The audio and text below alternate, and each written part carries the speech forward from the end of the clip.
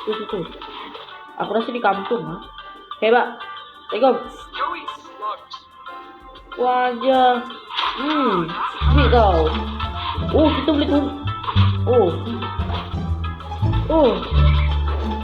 Jilat ni untuk apa? Sekejap. Jilat ni untuk apa? Jilat bontot dia.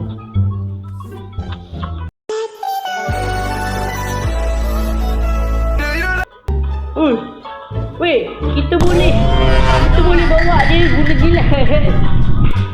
Ya Allah, game ni.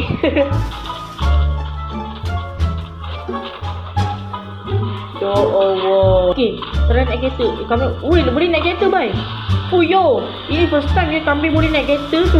Ni ada lesen Orang jangan main. Kambing ni ada lesen tau. Apa hal kita aku hitam? Weh. Aku dah macam tu, mat. Ya. Oi, kau mazat. Aku terlanggar orang, oi. Sorry. Bang, tepilah bang. Abang dengan jauh. Weh, apa hal dia macam tu? What the hell, man? Asal dia macam tu gila. Asal dia macam tu tu, weh. Bang. Apa hal dia macam tu? Ada kereta bobber dia naik guys. Tengok. Kampung pun ada lesen ya. Bang. Aduh. Apa ni tak boleh? Dapat kawan baru nah. Lagi santai bang. Woi, lagi santai kawan. Bang. They ask you how you are, you just have to say that you're fine when you're not really fine, but you just can't get into it because they would never understand. Ya bang. Saya tumpang abang ni bang. Abang. Saya tumpang bang, cuba bang naik bang. Akak lah bang. Akak tu punya. Cuba tak naik tak? Saya tumpang tak? Tak naik budak ni sudah ajar Ajar kau, aku dah bagi kau naik tak nak bersuka. Ini padanya. Apa? Apa ni tak ada. Tak ada ni ah. Yes.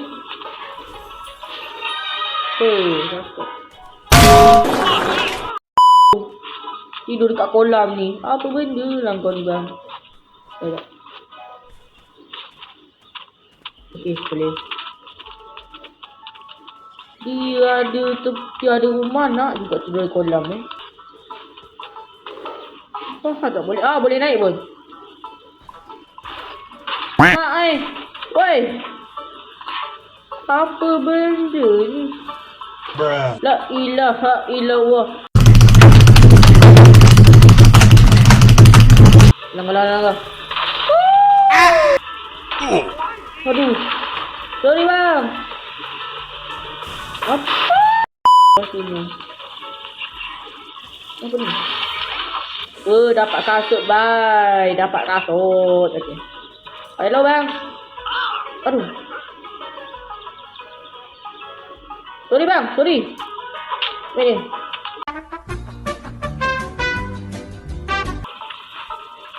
Uish. Apa jauh sangat tu? Wey. Aduh. Habis mati kambing aku. Hello kak, kenapa tak sini kak? Kak. Akak nak kena ni Pang.